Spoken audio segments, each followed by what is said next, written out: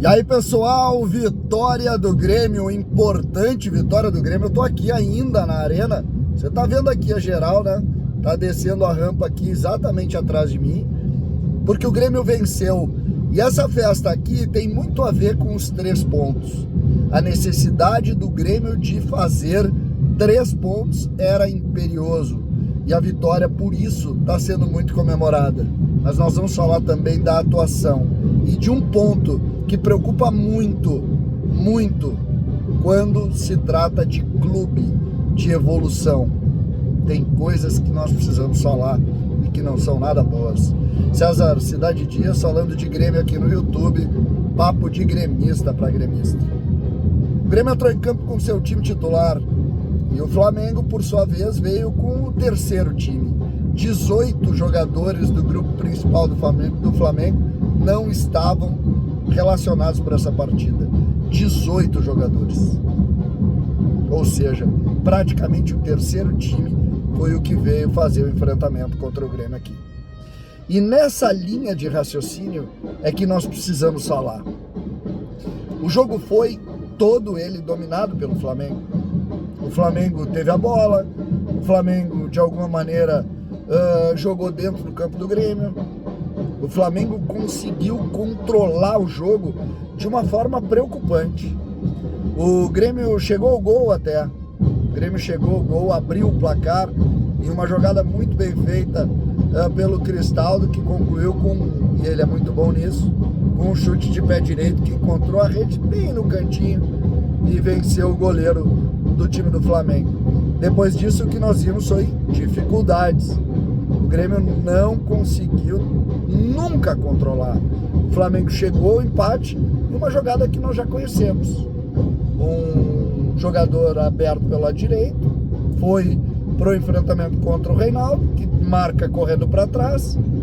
E quando chegou mais perto do gol, de chapa encontrou o canto do goleiro Marquezinho e fez ali o gol de empate. O intervalo do jogo indicava que o Grêmio deveria mudar a sua postura. No segundo tempo não foi o que nós vimos. Nós vimos mais uma vez o Grêmio especulando e o Flamengo tendo o domínio, pelo menos da bola, mas também sem criar muitas oportunidades.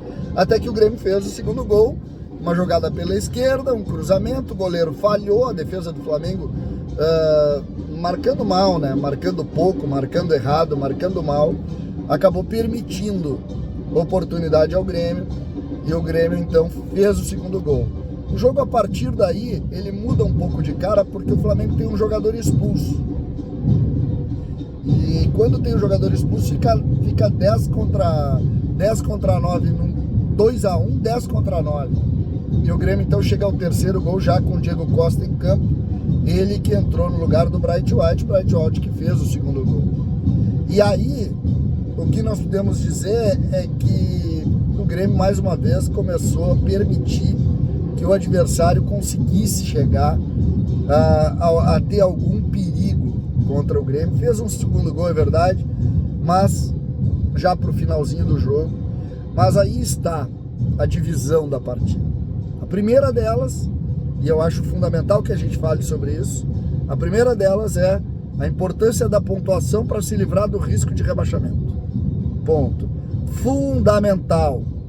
Por isso a festa aqui da geral, e por isso que de alguma maneira os gremistas saíram rindo do jogo. Fundamental os 3 pontos. O Grêmio chega a uma pontuação com alguma tranquilidade, 2 rodadas, agora vai pegar o Criciúma e a coisa parece caminhar positivamente. Esse é o primeiro ponto. Agora, quando o assunto é clube, nós temos que refletir. Nunca a gente havia visto uma distância tão grande do Grêmio para o Flamengo.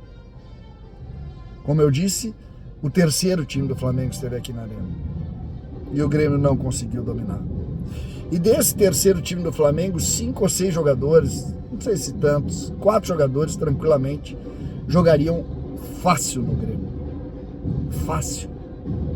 Os 2 laterais, o Ayrton Lucas e o Wesley, jogam fácil no Grêmio.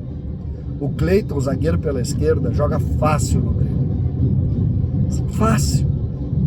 Eu nem vou falar no Davi Luiz, que é figurão e tal. Eu falo dos meninos.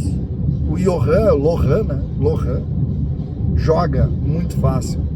O menino Matheus, são vários ali, de pé esquerdo, que fez o gol, joga fácil.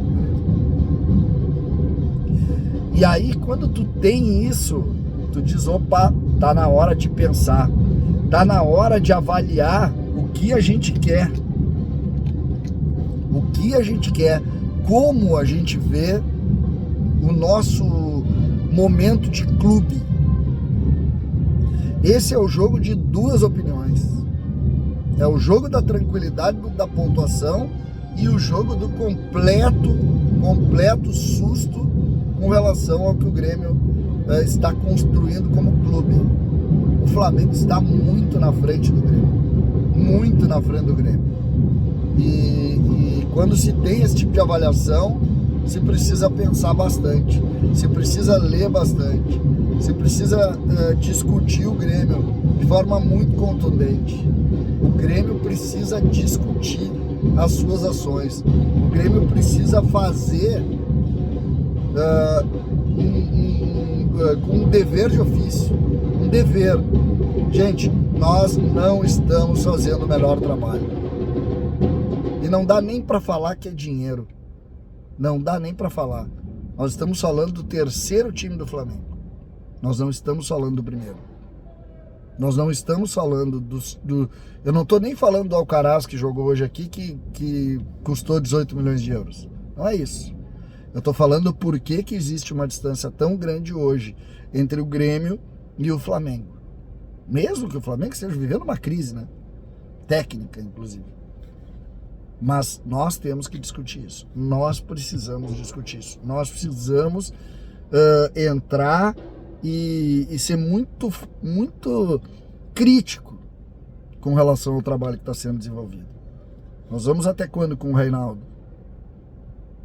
Nós vamos até quando com o Kahneman? Tá na hora de discutir. O futebol mudou. O futebol mudou muito.